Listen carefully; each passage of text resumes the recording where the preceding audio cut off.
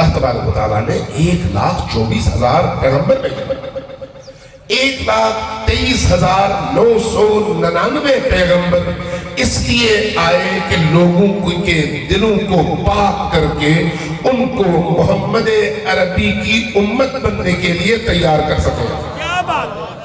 1,23,999 انبیاء اس لیے آئے کہ انسانوں کو خدا سے جوڑ سکے، ان کے دلوں کی تطہیر کر سکے، اور اس کے بعد جب آخری نبی آئے تو وہ سارے پاک دل لوگ اس نبی سے اس طرح سے جڑ جائیں کہ تا قیام قیامت زندہ ہو جائے۔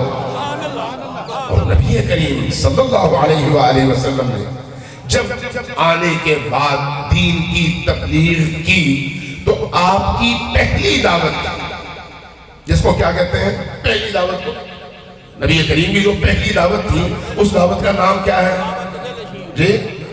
سب کو یاد ہے یا نہیں؟ دعوت ذو العشیرہ۔ کیا مطلب ہے ذو العشیرہ کا؟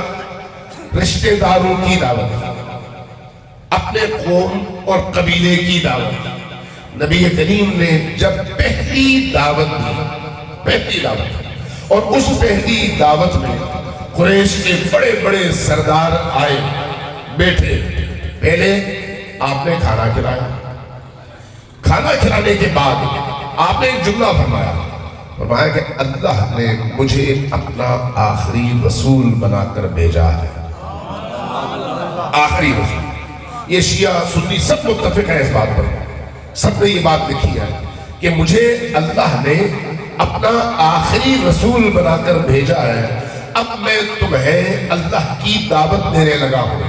تم میں سے جو سب سے پہلے میری اس دعوت کو قبول کرے گا وہی میرا جانشین بھی ہوگا اور وہی میرا وزیر بھی ہوگا۔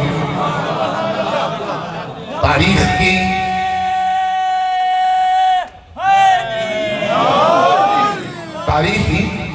تمام کتابوں میں دعوت ذو العشیرہ کا تذکرہ موجود ہے۔ یہ جو آخری حصہ، اس حصے کو بعض لوگوں نے کاٹ کر کہا، اس کے بعد کچھ اور باتیں فرمائی، شاید ان کو گوارا نہ ہوا اس لیے کہ امیر المومنین کا نام آ رہا تھا، لیکن یہ حقیقت ہے کہ اللہ تبارک و تعالیٰ کے آخری رسول نے جب دعوت اللہ دی، توحید کی دعوت دی، توحید کی دعوت کے ساتھ اپنی رسالت کی گواہی مانگی، لا الہ الا اللہ محمد الرسول اللہ، اپنی رسالت کی گواہی مانگی، تو اس گواہی کے ساتھ یہ خوشخبری بھی دی کہ جو سب سے پہلے میری تصدیق کرے گا وہی میرے وجود کا حصہ بھی ہے، وزیر بھی ہے، خلیفہ بھی ہے، جانشین بھی ہے۔ وہ کون ہے؟ علی مرتضیٰ علیہ السلام، علی مرتضیٰ علیہ السلام۔